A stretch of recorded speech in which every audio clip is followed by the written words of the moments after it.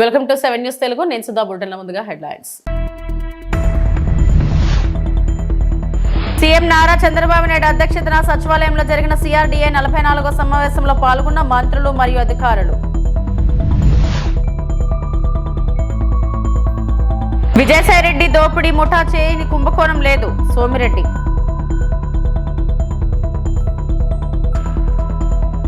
మహిళా ఎమ్మెల్యేను mayor అవమానిస్తున్నారు, MLA Madhavi Reddy.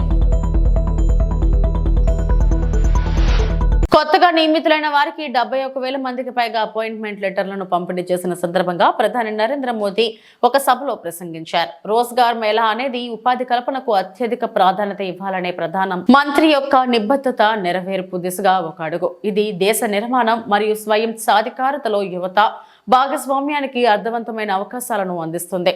नमस्कार. केंद्रीय मंत्रिमंडल के मेरे सहयोगीगण, देश के कोने कोने में उपस्थित अन्य महानुभाव और मेरे युवा साथियों, मैं कल देर रात ही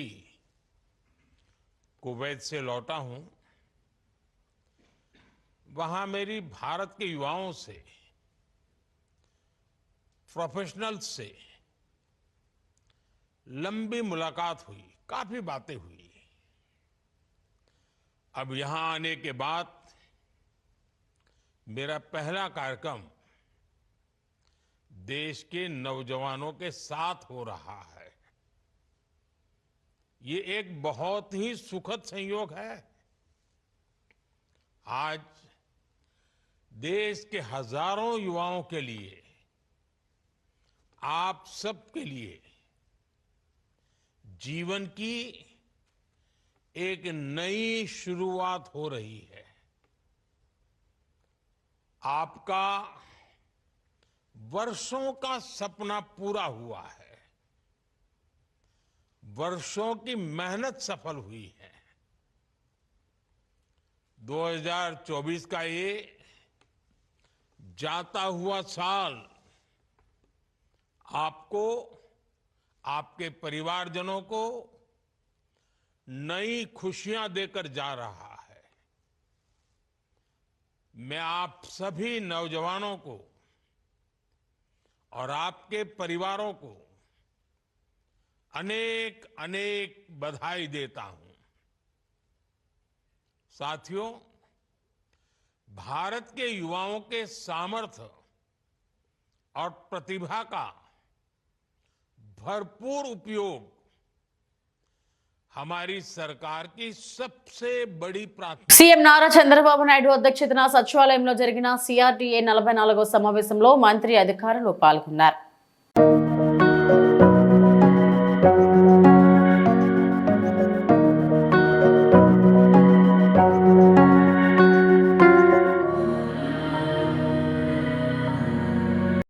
కడప నగరపాలక సంస్థ సర్వసభ్య సమావేశం రసాభాసగా మారింది. సమావేశానికి హాజరైన స్థానిక టీడీపీ ఎమ్మెల్యే మాధవిరెడ్డికి వేదికపై కుర్చీ ఏర్పాటు చేయలేదు. దీంతో ఆమె ఆగ్రహం వ్యక్తం చేశారు. గతంలోనూ ఇలాగే చేశారంటూ మండిపడ్డారు.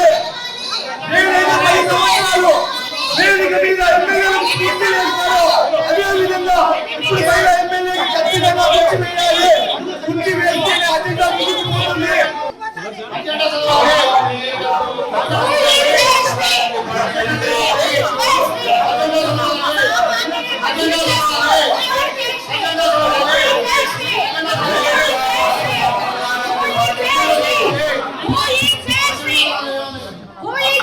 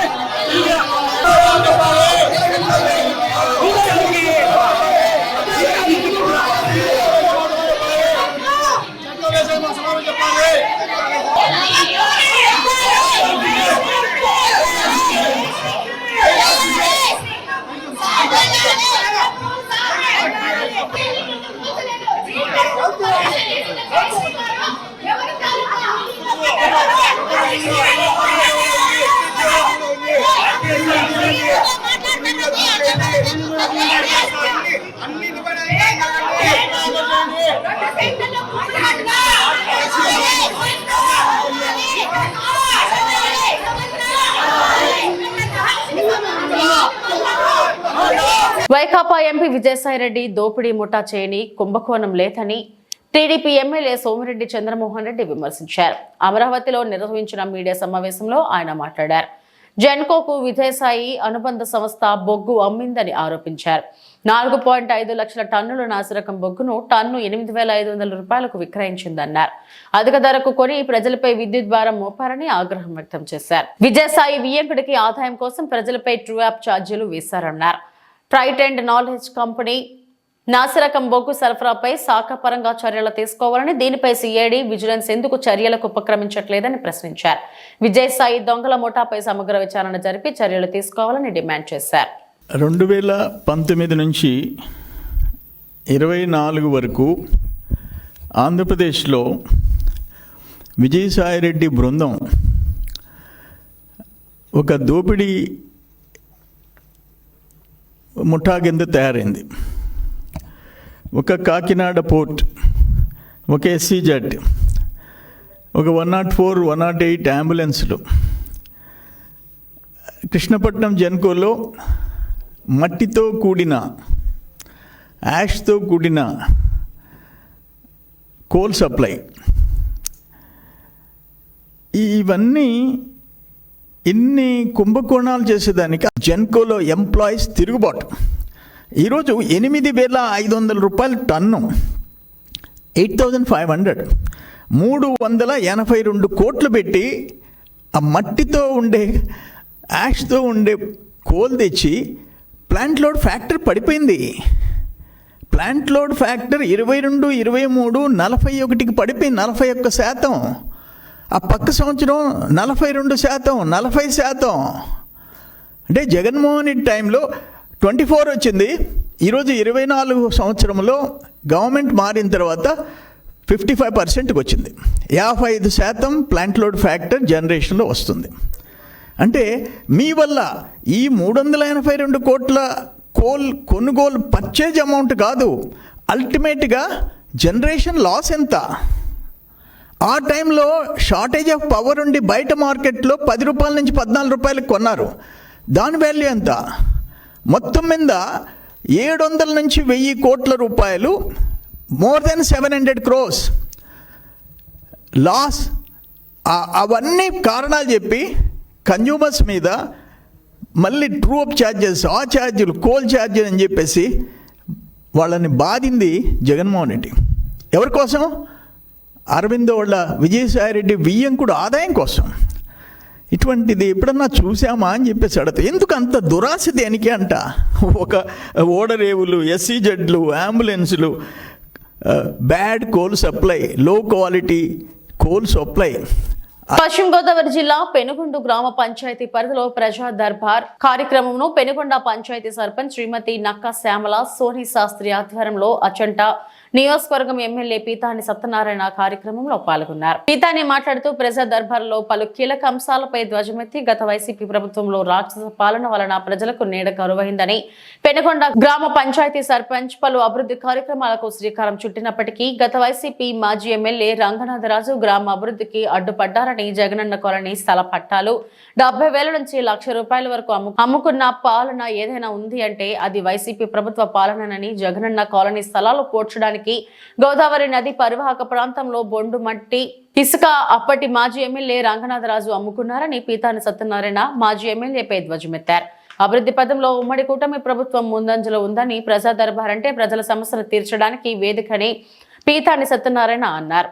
ప్రజా ప్రభుత్వం ఎన్నికల తర్వాత కూటమి ప్రభుత్వం ద్వారా అధికారంకి వచ్చిన ఈ ప్రభుత్వంలో ఎన్నికలు ఏదైతే వాగ్దానాలు చేశామో ఒక్కొక్కటిగా నెరవేర్చుకుంటేనే ప్రధాన భూమికగా ఉండే అనేక రకమైన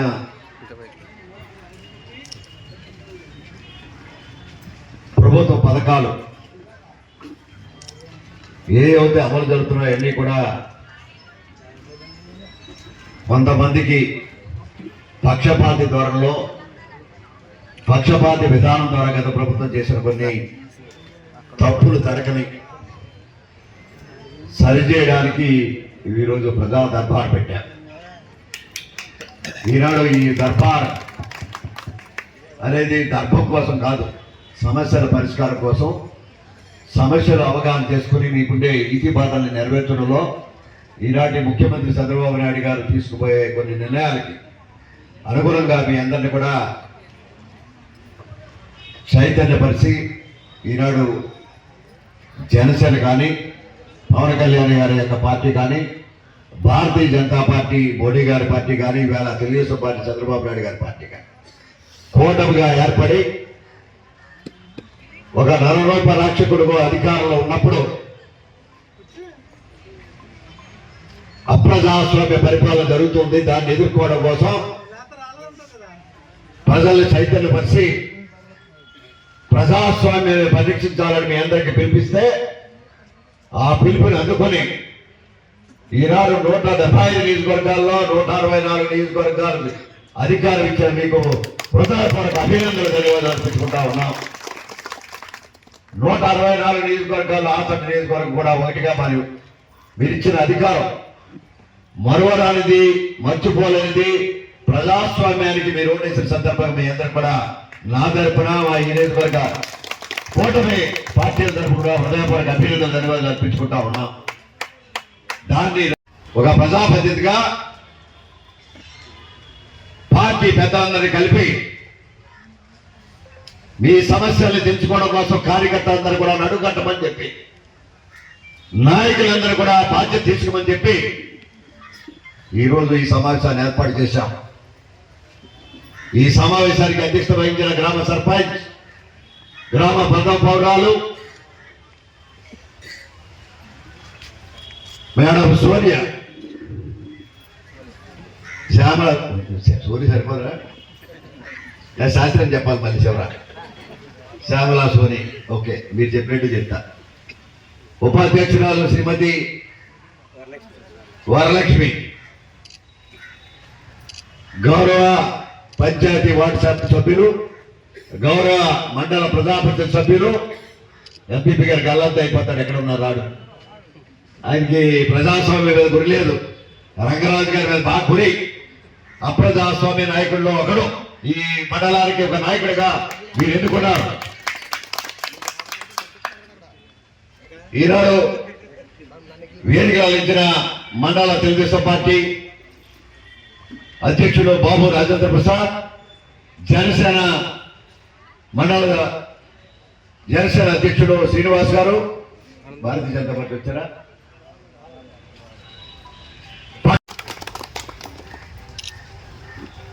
చాలా మంది. సంచలనం సృష్టించిన NH-44 దారి దోపిడీ కేసును ఛేదించిన పోలీసులు. బంగారం, 3 సెల్ ఫోన్లు, 2 బైక్లు స్వాధీనం. ప్రత్యేక పోలీస్ బృందాలను అభినందించిన ఐజీ, ఎస్పీ. మీడియా సమావేశంలో వివరాలు వెల్లడించిన multi zone 2 IG Satyanarayana. Wanaparthy జిల్లా ఎస్పీ రావుల గిరిధర్. రాష్ట్ర వ్యాప్తంగా సంచలనం సృష్టించిన నేషనల్ హైవే 44 దారి దోపిడీ సంఘటనను సవాలుగా తీసుకున్న వనపర్తి జిల్లా పోలీసులు 2 రోజుల్లో ఛేదించి సభాష్ అనిపించుకున్న పోలీసులు. ఫిర్యాదుదారులు, ఆమె కుటుంబ సభ్యులు 8 మందితో కలిసి డిసెంబర్ 13, 2024 మారుతి ఎర్టిగా కారులో మధ్యాహ్నం తమ గ్రామం నుండి బయలుదేరి తిరుపతి, అరుణాచలం తీర్థయాత్రలు ముగించుకొని తిరుగు ప్రయాణంలో డిసెంబర్ 18, 2024 రోజు వేకువజామున 2 గంటల సమయంలో వీడ్ల వస్తున్నందున షెబ్బర్ గ్రామ శివారులోని NH-44 రోడ్డుపై వాహనంలో నిలుపు స్థలంలో తమ వాహనాన్ని నిలిపి నిద్రపోగా ఉదయం 2:50 సమయంలో గుర్తు తెలియని కొందరు వ్యక్తులు వారి కారుపై రాళ్లతో దాడి చేసి అద్దాలను పగలగొట్టి వారిని రక్త గాయాలు అయ్యేలా రాళ్లతో కొట్టి భయభ్రాంతులకు గురిచేసి మహిళల మెడలోని బంగారు పుస్తల తాళ్లను, నల్లపూసల గొలుసులను దోపిడీ చేశారు. అంతేకాక కారుకు ఉన్న తాళంలను కూడా లాక్కొని పారిపోతుంటే తాళముల గురించి వారు వెంటపడగా వారిపై దాడి చేసి అక్కడ నుండి పారిపోయారు. దాడి చేసిన వారిలో చెరుకు రవాణా ట్రాక్టర్ డ్రైవర్లుగా ఉన్న మరో 2 ఏమి ఎరగనట్టు చెరుకు ట్రాక్టర్లను తీసుకుని పారిపోవడం జరిగింది.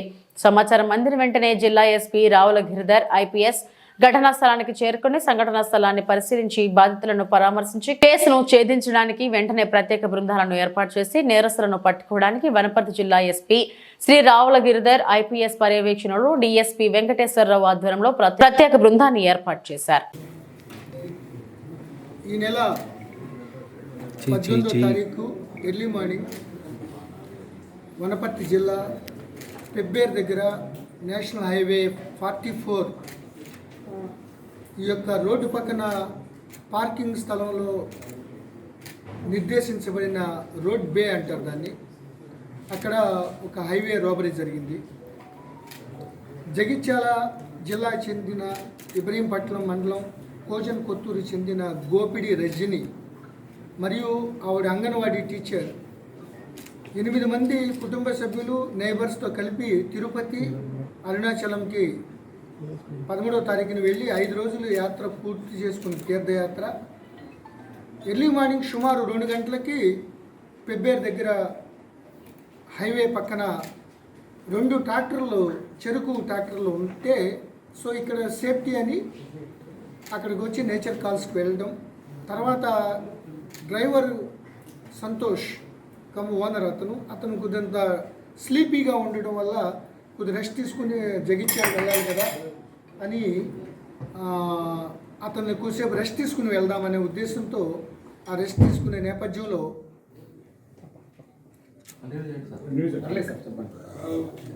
6 సభ్యులు అంటే అపరెంట్గా 4 ఉన్నారు. ఆకస్మికంగా ముందు వీళ్ళకి తెలియకుండా పైన ఏదైతే లగేజ్ ఉందో ఆ లగేజ్ని కట్ చేసి తీసుకువెళ్ళి ఫీల్డ్లో చూసుకున్నారు. అక్కడ కేవలం ప్రసాదాలు విడిచిన బట్టలు తప్ప ఏమీ లేకపోవడంతో వాళ్ళు ఇంకా కసిగా వచ్చి పెద్ద పెద్ద రాళ్ళు బండరాళ్ళు తీసుకుని నలువైపుల నుంచి 4 చాలా పాసిఫికంగా వాళ్ళపై దాడి చేయటం మొదలుపెట్టారు. ఒకేసారి లైటనింగ్ అటాక్ చేసే తరుణంలో వీళ్ళు ఒక రకమైన షాకు గురయ్యారు. తర్వాత వాళ్ళు కంటిన్యూస్గా దాడి చేస్తూనే వీళ్ళ దగ్గర ఉన్న 13.5 తులాల బంగారం సంబంధించిన పుస్తల తాళ్ళు, చైన్స్, మంగళసూత్రాలు ఇవన్నీ కూడా దోపిడీ చేయడం జరిగింది.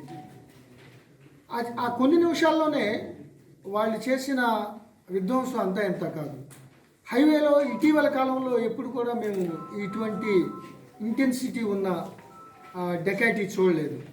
దట్టు ఇటు తిరుపతి ఎక్కువగా ప్రతిరోజు వందలాది వెహికల్స్ వెళ్తూ ఉంటాయి, వస్తూ ఉంటాయి.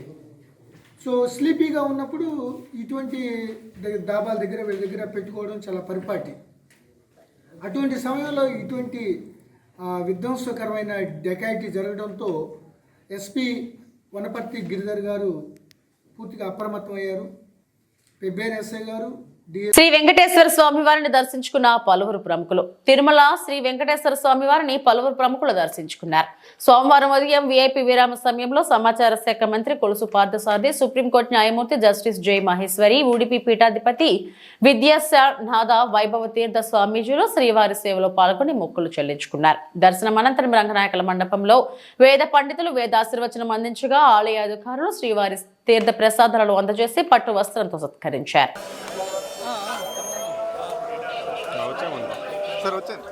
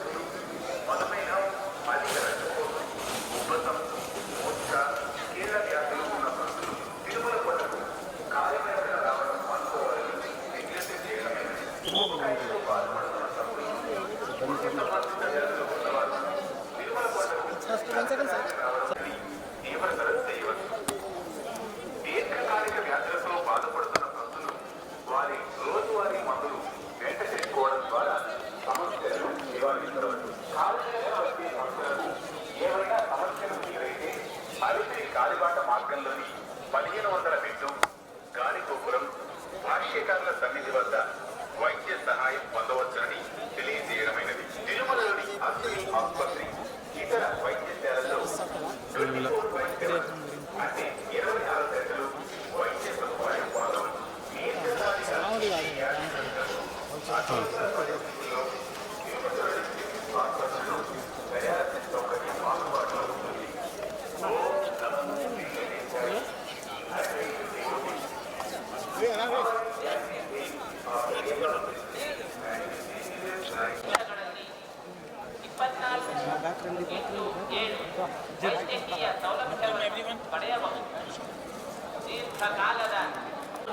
ಫುಲ್ ಫ್ರೇಮ್ ಬಿಟ್ಕೊಂಡು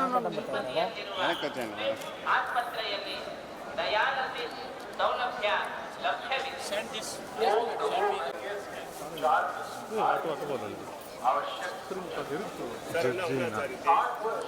హైకోర్టు సీజే ఉన్నాడు, ఏపీ హైకోర్టు సీజేగా ఉన్నాడు.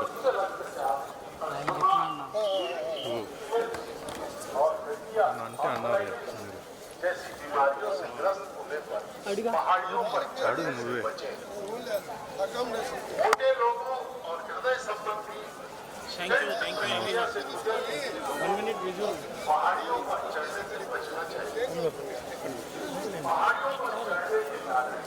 ఏలూరు జిల్లా ద్వారకా తిరుమల శ్రీవారి క్షేత్రాన్ని దట్టంగా పొగమంచు కమ్ముకుంది. సోమవారం తెల్లవారుజాము నుండి పొగమంచు కారణంగా శేషాచలం కొండ పూర్తిగా మునిగిపోవడంతో వాహనదారులకు స్వల్ప ఇబ్బందులు ఏర్పడ్డాయి. ఆలయ రాజగోపురాలు పొగమంచులో కప్పబడిపోయాయి. అనివేటి మండపం, జంట గోపురాలు, పార్కింగ్ ప్రదేశాలు, ఆర్చ్ గేట్, అన్నదానం భవనం, కాటేజీలు మొదలైన అన్ని ప్రదేశాలు కూడా పొగమంచుతో కప్పబడ్డాయి. ఇలా ప్రకృతి సోయగం పరిగణలో ప్రకృతి ప్రేమికులు ఈ దృశ్యాలను ఆస్వాదించడానికి అటు వస్తున్నారు. కాటేజీల మధ్య నుంచి మెరుస్తున్న పొగమంచు వర్షంతో కవ్వించకుండానే చాలా అందంగా కనిపిస్తుంది.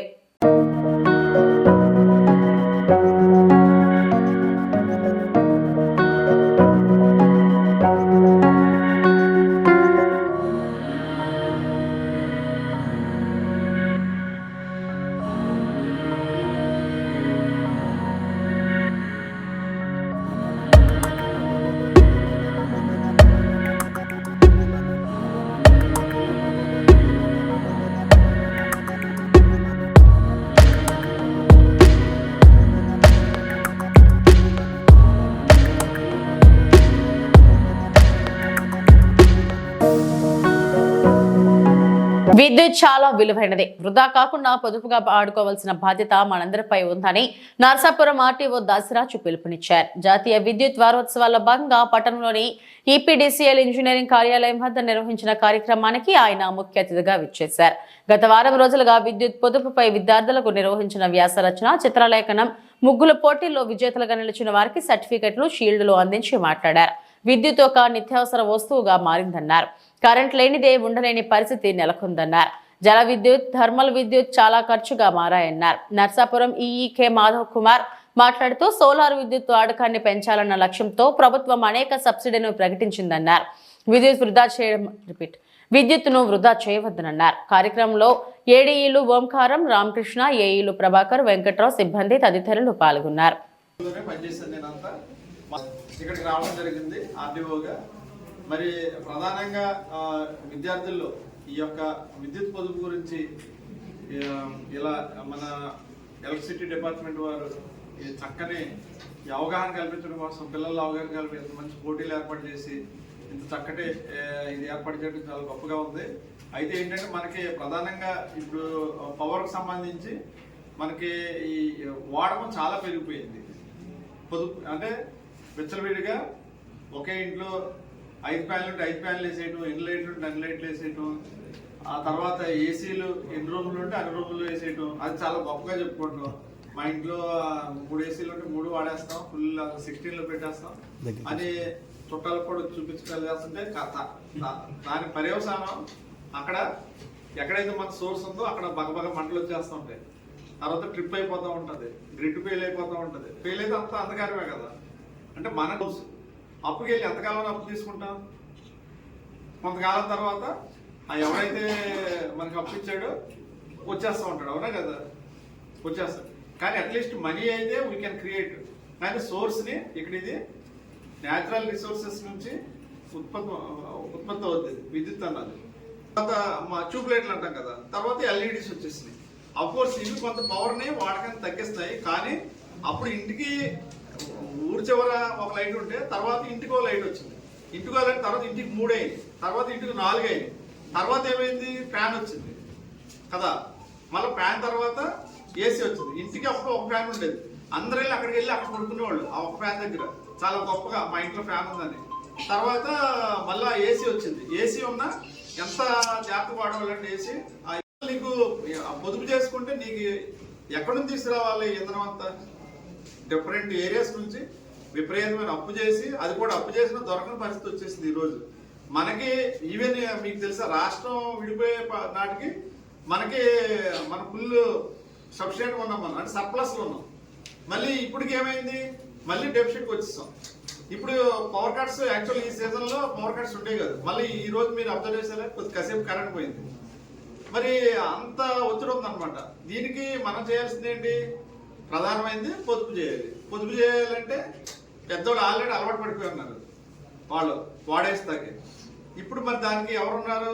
నేటి బాలలే రేపటి పౌరులు అంటున్నాం కదా. నేటి బాలలు కూడా వాళ్ళలో కూడా బాధ్యతమైన బాలలు కావాలి మనకి. బాధ్యత అంటే ఏంటి? వాళ్ళు పవర్ని ఎలా సేవ్ చేయాలి, సేవ్ చేయడం వల్ల ఎంత ఉపయోగం, భవిష్యత్తులో మన ప్రొడక్షన్ పెరగదు కానీ కన్జంప్షన్ పెరిగిపోతుంది, వినియోగం పెరుగుతుంది. ఉత్పాదన ఉండదు, ఉత్పత్తి ఉండదు, వినియోగం పెరిగిపోతుంది. సో మన వినియోగం. ఇవి ఇప్పటి వరకు నా బులెటిన్ అప్డేట్స్. నమస్తే.